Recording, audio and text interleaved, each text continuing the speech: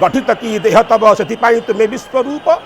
कोटि सूर्य ग्रह तारा लीन बा से चक्षु गोलके भय लागे से छिड़ा हेले तुमरी सम्मुखे आश्चर्य से दृष्टि तब जगतर परम ईश्वर सबु गर्भ सबु अहंकार लभे जही चरम विलय घन ज्ञान उज्ज्वल आलोके शतमत शतपथ एक हुए से दृष्टि इंगिते सबु पथ सबु मत तुमर इंगितरे तुमर कृपा कटाक्षरे आज एकीभूत होता है कहले ये रथ यात्रार जो तीनोटी उपादान रही ना हे महाबाहु एबे सार्थक है कहले कौन हे महाबाहु तुम रथर पिंडी उपरे रथर सिंहासन उपरे आसीन हेलणी एबे जगत कल्याणर समय कहले किभली ना श्रीमत अंगोपसृष्टेन मरुताम सर्वदेहिनाम तुमर अंग स्पर्श करी जो सुख स्पर्श वायु प्रवाहित हेबना से वायु जगतर कोणानु कोण को प्रसरी जीव ईशावास्यम इदम सर्वम यत्किंचित जगत्याम जगत हे महाबाहु हे करुणा कृपा बार हे कृपा कटाक्ष हे नीलाचलाधीश हे महाबाहु हे जगतर धूरी को धारण करथिबा हे जगतर अपरमेय शक्ति को धारण करथिबा हे महाबाहु तुमर अंग को तुमर समस्त अंग को स्पर्श करी जो वायु प्रवाहित हेबना से वायु सारा विश्व रे समस्तंकर निश्वास रे प्रश्वास रे आहुरी स्फुरन खेल महाबाहु ये प्रथम उपादान द्वितीय हूँ तुमर कृपा कटाक्ष हे महाबाहु हे नीलाद्रि सिंह कि नीला लगाई आणिकी निस्तारिबाई पतित मानू विस्तारिचबेनी पाणिकी हे महाबाहु तुमर ये नेत्र जहाँ को वेद कहे ये नेत्र गोटे चंद्र आ गोटे सूर्य चंद्र सूर्य कहले आम मानकर जीवर चैतन्य हो अथवा अचैतन्य हो से समस्त कर्मर साक्षीभूत नौ जन साक्षी मान अटंती 9 जन साक्षी मान समस्त कार्यर निरीक्षण करि थांती तन्मध्य चंद्र आउ सूर्य रहिले हे महाबाहु जगतर प्रत्येक तत्व को पटापटु रुचिकृत प्रकट हाटक स्थिर जगत पटाह घटना स्फुटोत्कुट कटाक्ष पातक्रम तुमर कूट कटाक्ष पातक्रम द्वारा तुम्हें जगतर समस्त घटनावली को निरीक्षण करिथा हे महाबाहु एणु तुम्हें हूँ अंतस्तरसी भूतेषु प्रत्येक भूतर प्रत्येक जीवर अंतर रही अंतर्यामी भाव में संतरण करिथा महाबाहु कहले किभली ना हे महाबाहु अंतस्तरसी भूतेषु गुहायाम विश्वतो मुखः तम यज्ञस्तम वसटकार आप ज्योतिरसोमृतम हे जीवनाधार मूर्ति तुम्हें प्रत्येकटी जीवर प्रत्येकटी मानवर प्रत्येकटी भक्तर तुम्हें आधार हेच एणु अव्यक्त व्यक्त रूपाय तुम्हें अव्यक्त रु व्यक्त हेल एवं सविकल्प निर्विकल्प हेतिल हे महाबाहु तुमर ये यात्रा आज मंत्र मानक मध्य विमुग्ध कर किभली गुप्तपाद कराम्भोज हेतिल आज किभली भाव में स्थितपाद कराम्भोज हेगला कहले किभली तुमर नेत्र ना लाज ब्याज ओज गांधीर्य भंगिमा प्रच्छन्न प्रसन्न छन घूर्णन श्रीमुदु मादक लालस अलस प्रीति लोक लीलास्थान से नेत्र सुधा अनुराग बला पात्र से नेत्र जो नेत्रु सदा सर्वदा सुधार अमृतर मधुमयता प्रवाहित होता है मधुमान मधुबातारितायते मधुक्षरंति सिंधव माध्वीर्ण संतौषधि हे महाबाहु ए बसंत ऋतु नुह ए बसंतर प्लावन नुह किंतु तुमर उपस्थिति ए सारा जगत को सुख वायुस्पर्श देउची आ बसंतर मृदु मल्हार रे आह्लादित करुची सारा जगत को ए मंद मंदाकिनीर बारी धारा आदि सारा जगत संतप्त प्राण रे आज प्राण प्राचुर्य लावण्य एवं भावर प्राचुर्य खेलुची महाबाहु एणु हे महाबाहु तुमर ये नेत्रद्वय विच्छुरित होता आनंदर अकुपार द्वारा अशांत और संतर्पितर जन्म जन्मांतर दुख दावान को तुम्हें ध्वंस करुच महाबाहु समस्त क्षुद्रता और समस्त संकीर्णता को तुम्हें अवदमित करुच महाबाहु तुमर पटांतर नहीं कहले कौन किभली तुमर लीला किभली तुमर लीला खेला कहले किभली ना तुमर कृपा कटाक्ष तृतीय रे होची कौन जेतेबेले तुमर रथ गतिशील हेब भक्त मानकर समस्त भावना को तुम्हें अंगीकार करना ए रथरु उत्थित रेणु राशि ए तीनोटी मुख्य उपादान प्रभुंकर स्पर्शजनित वायु कृपा कटाक्ष आउ प्रभुंकर रथरु उत्थित रेणु राशि तेणु हे महाबाहु तुम रथयात्रा छल केते कथा केते वार्ता केते केते विभूति मानकु ए जगतर प्रत्येक कोणानुकोण भक्त मानकु विशेष करी कनक न्यूज द्वारा देखुवा समस्त भक्त मानकु किभଳି तुमे प्रदान करूछ हे महाबाहु तुमे नियति मोर पट्टांतर नाही तुमर गुणावलीर कहले किमिति तुमर पट्टांतर नाही यदि सारा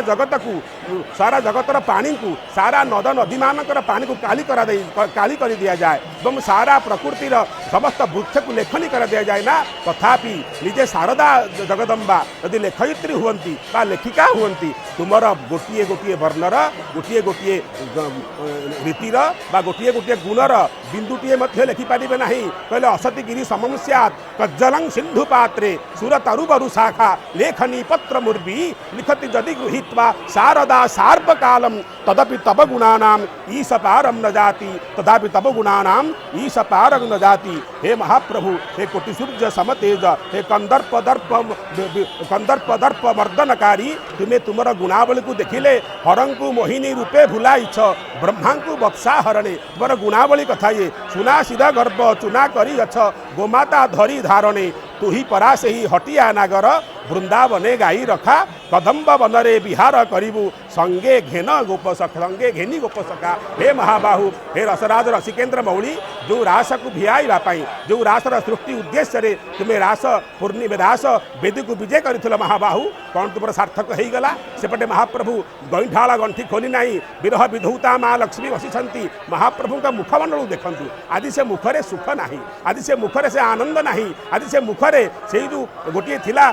विभोर कथा सी ना कारण माँ स्थान को जन्म स्थान को छाड़ी दिबार मोह तुटिनी किंतु कर्म स्थान को जीवाई पड़ो ये बाहुड़ी बाहुड़ जीवन चरम सत्य आपण मैंने जानती महाप्रभु जो वेदांत दर्शन कथा कहते ना वेदांत दर्शन कौन कहे जीवन में आसे आसु बा न आसु जदि आसीचे बाहुड़वा हूँ निराट सत्य ध्रुव सत्य ध्रुवम जन्म मृतस्य तेणु से चरम सत्य को प्रतिपादन करी महाप्रभु एवं बाहुड़ुंट बाहुड़बार सत्यता को प्रतिपादन करी निजर कर्ममयता को प्रतिपादन करी हे महाबाहु तुमर यही कालंदी जले तुमर नेत्र शोभा वर्णना आम कौन बा करवा तुमर कालंदी जले प्रफुल्ल पुंडरीक परी दिशे बेनी जो डोला त्रिभुवन जन दुख विमोचन भव जलधिकी भेलारे मन अवतरे कर ध्यान रे धन्य तुमर यात्रा धन्य तुमर सेवा हे महाप्रभु तुम्हें सर्वा सदा सर्वदा भक्तलोक प्रसन्नात्मा भक्त मंदार विग्रह भक्तंक पाई तुमर जीवन भक्तक पाई तुमर ध्यान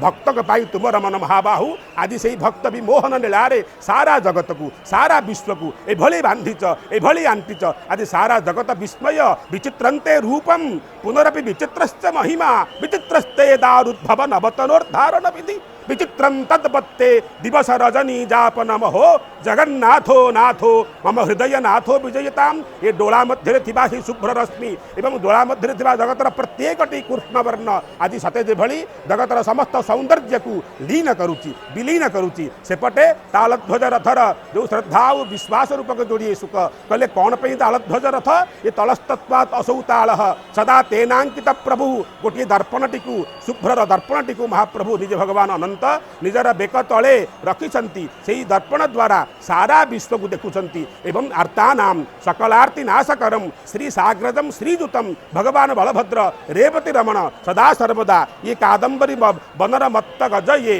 कादंबरी पान करी हाला पान फलेन नेत्र जुगलं कांचीर रागान्वितम पान उषानित लांगलं समुसलम जेतु रूपम संगरे आर्तानाम सकलार्ति नाशकरम श्री साग्रजम श्रीजुतम वंदे श्री बलभद्र देवमतुलाम श्वेतांग रूपम भजे संवर्धक हल को धरी सौनंद मुसल को धरी सारा विश्व को हलेन सर्वान अर्थात हल द्वारा समस्त व्याधि समस्त दुख क्लेश को दूर करने सदा जाग्रत महाप्रभुंकर अद्भुत पदपंकज अद्भुत विस्फारित नेत्र ए नेत्र रे भरी रही समस्त सौंदर्य समस्त ऐश्वर्य और समस्त औदार्य महाप्रभु जो लीला को प्रख्यापित करें एवं 7 दिन धरी गुंडीचा मंदिर रे ना एवं भय संकुल से नेत्र ए नेत्र वेद वंदित ए नेत्र को कहले कौन ना तच्चक्षुर्देव हितम पुरस्तात् शुक्रमुचरत महाबाहु निजर अप्रमित तेजरे कोटि कंदर्पर तेज को पराहत करी निजर विस्फारित नेत्र द्वारा अप्रत्यक्ष और प्रत्यक्ष भाव में रही समस्त भक्त मान अवलोकन करी गुप्त पाद कराम्भोज अवस्थारू साकार स्थित पाद कराम्भोज ही आकाशर अनंत नीलिमार सौंदर्य को निजर नीलिमा द्वारा पराभूत करी एबे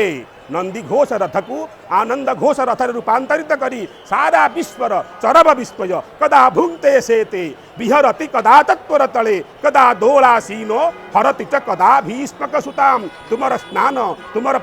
लीला पटिपा परिपाटी तुमर आगमन तुमर चलन तुमर भोजन ग्रहण सदा विस्मय सर्वथा विस्मय तेणु हे महाबाहु हो हे कोटि कंदर्प मर्दनकारी महाबाहु हे प्रपन्न पारिजात तुम्हें विस्मय हेच सारा जगत रे तेणु बंदुची भक्त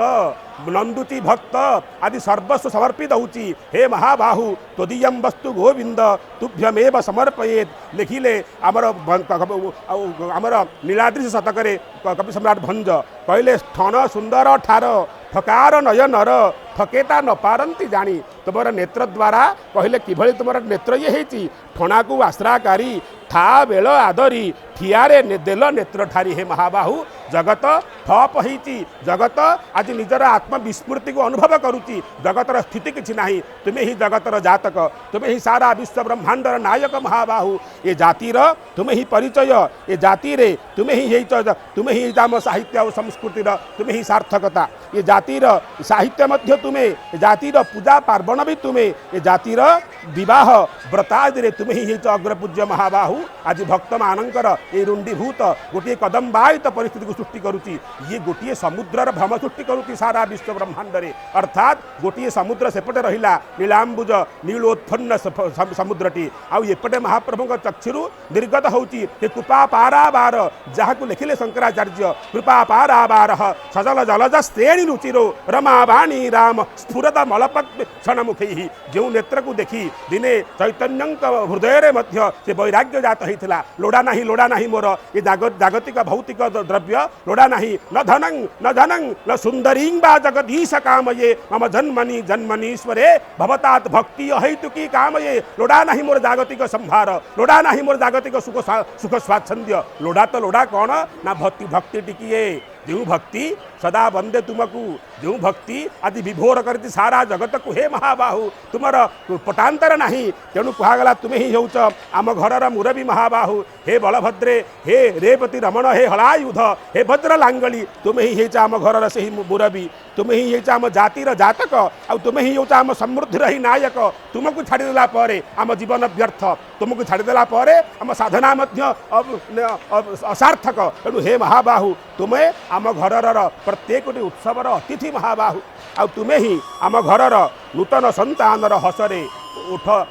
हस देथा ओठरे हस देथा महाबाहु आम घरर पूजा तर्पण वैश्वदेव भोक्ता ही हे महाबाहु तुम्हें आम अगणार तुलसी मूलरे ही तुमर अवस्थिति आम घरर हसरे आम घरर कांदरे प्रत्येकटी दुखरे प्रत्येकटी सुखरे हे महाबाहु ये जाति ये परिवार ये व्यक्ति सदा सर्वदा जगन्नाथ कैंद्रिक है समाज तेणु सारा विश्व ब्रह्मांड तुम्हें आश्चर्य ही मध्य हे महाबाहु प्रति विस्मयता को प्रति विद्रोह को प्रति आशा आकांक्षा को प्रति अभिलाषा को तुम्हें तुमर पदपाथोजरे वंदित कर महाबाहु तुमको देखीदेला भक्त मनरे सब अभिलाषा परिपूर्ण ही थाए एभली कि तुम रखी तुम तुम नेत्र द्वारा तेणु आज महाबाहु तुमको देखीदेला तुमर जो अपूर्व सुंदर नेत्र को देखीदेला आज भाव उच्छ्वास भावावेगरे आज लेखक माने भावुक माने उपासक माने धर्माक्त करुछंती एवं निजकू मध्य समर्पित होउछंती